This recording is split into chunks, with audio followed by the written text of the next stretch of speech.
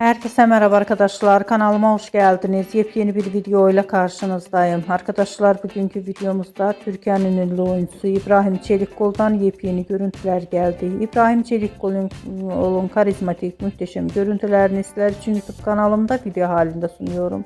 Umarım beğenirsiniz. Arkadaşlar, videomu beğendiyseniz kanalımı izlemeyi ve bildirim butonuna basmayı unutmayın. Şimdilik benden bu kadar olsun. Yeni videomuzda görüşmek üzere. Hoşça kalın.